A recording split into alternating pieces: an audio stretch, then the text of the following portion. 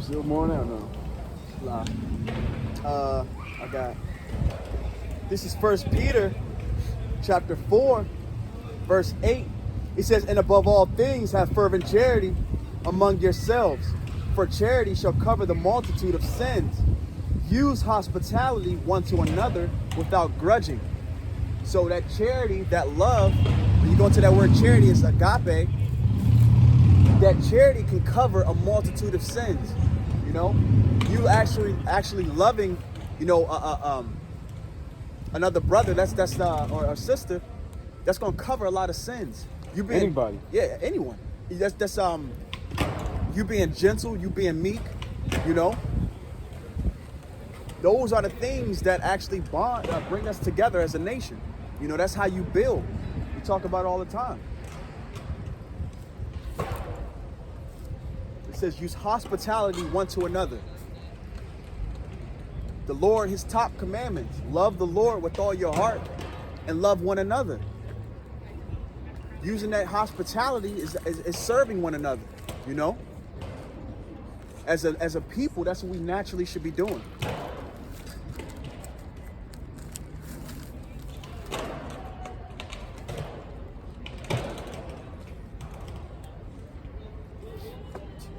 I'm gonna jump down to verse 12. It says, "Beloved, think it is not strange concerning the fiery trial, which is to try you, as though some strange thing happened unto you. But rejoice, inasmuch as ye are partakers of Christ's sufferings, that when his glory shall be revealed, ye may be glad also with exceeding joy." So once again, we are part of that long suffering.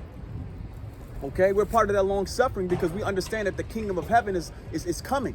Okay, you so-called blacks, Latinos, and Native Americans, the Lord, he really wants us to, you know, be that example here on the planet for all nations, for all people. Okay, especially our people. You know, it's time to get right. It's time to be, you know, dust yourself off. You know, be sober-minded, be vigilant, have charity, have hospitality one to another.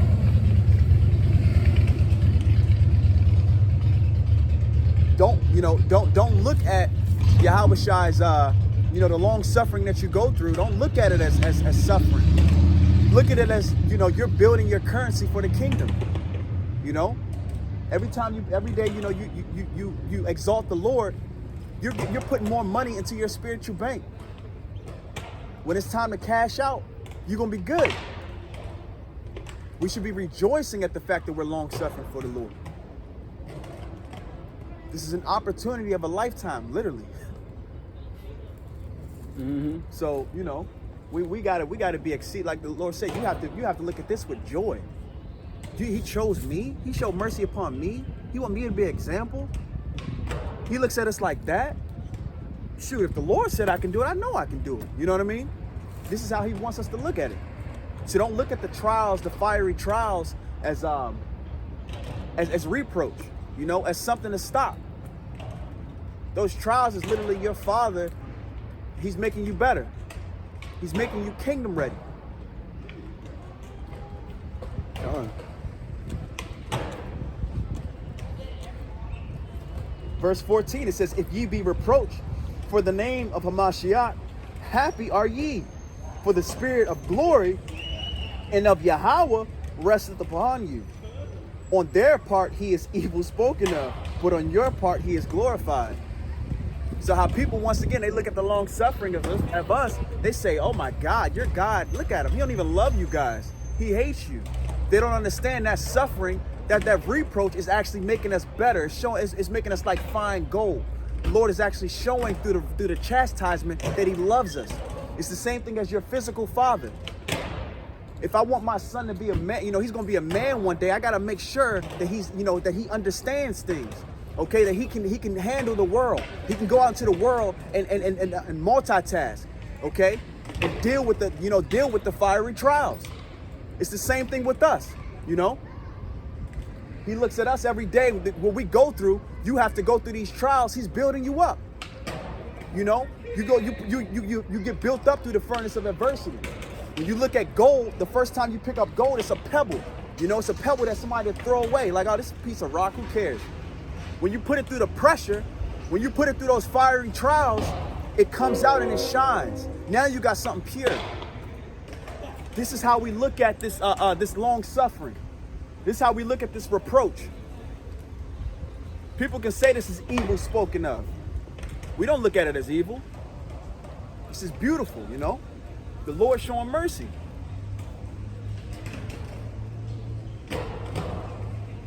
Hello. Yes, ma'am. Hearing the gospel? Yes. You like the gospel? That's what we came up with. Who? Me and some friends from McLean Bible Church. Okay. What you know about the gospel? It's the way, the truth, and the life. We have all kinds. Where are you guys from? I'm from Philadelphia. From Oh, here. yeah? Yeah, I'm from here. You from here? Yep. So what brings you down from Philly? My wife. Okay. She lived out here. Okay. My grandson was just up in Philadelphia a couple weekends ago on that street where all those people shoot up all the time. You know, I don't... That's Kensington. Kensington, that's it. I was like, wait, that was, I don't know. Wow, that must be He a was little such in shock. He's 22. Yeah, it's crazy. It's a crazy sight. It's hard to believe. He was like, he said by the time he left, he was numb. Him and some of his buddies went out on Friday, spent the night, and did ministry all day on Saturday. And he said he was just like in shock. Yeah. Yeah, it's crazy how they let it get. I The mean, cops it's don't like a even do demonic nothing. Oppression, It is. Yeah. big time. And I wish I was closer to an area like that. Like I've always wanted to do inner city kind of ministry. Yeah. It's tough. Yeah. Yeah, there's principalities and Mm-hmm. high places moving around in those people. And it's sad. You see these lives going to waste. Yeah. Yeah, my youngest daughter was addicted for a long time. I think she's living okay now, but it messed up her appearance and everything. She used to be this beautiful, beautiful girl. The thing Some scars on her face. And The thing about it is that the people who run America, these things predominantly happen in the inner cities, where predominantly are the blacks and the Latinos. Like this is predominantly the people who are subject to these things. When you go to like, I said it have been for years. now when you go out to the better neighborhoods, you know about redlining. You know what that is? Redlining was a thing where right around the time slavery, like where they like abolished slavery and the Emancipation and Proclamation, and slaves started to get jobs, and they were free and they started to get jobs. They came with this thing called redlining, where if you were black, you weren't allowed to buy houses in certain neighborhoods.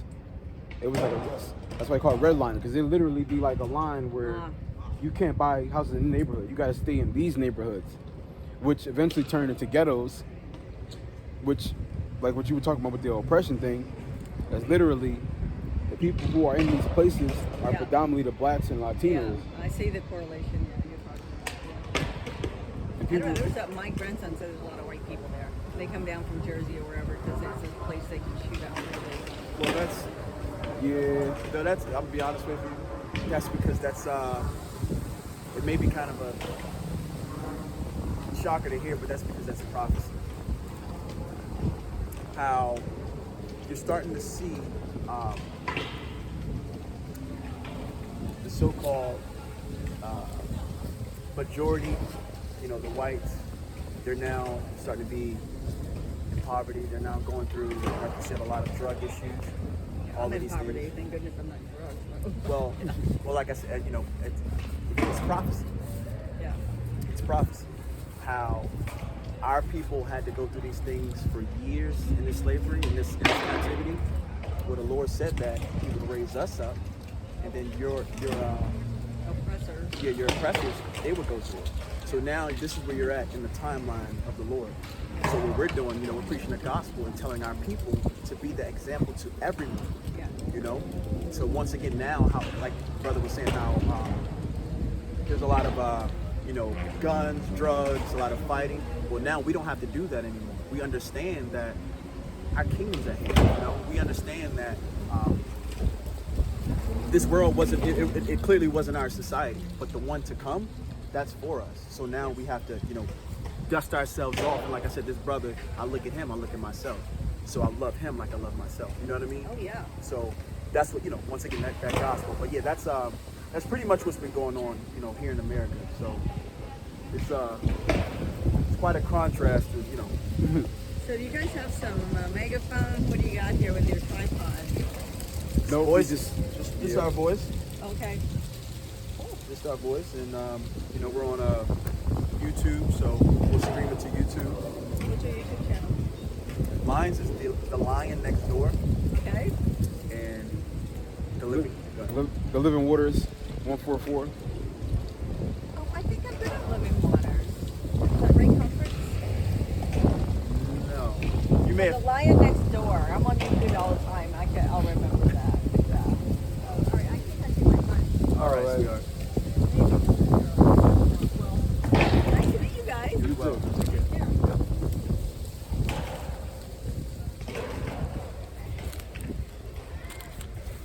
Did you have one? You just read it when she came up? I thought I was.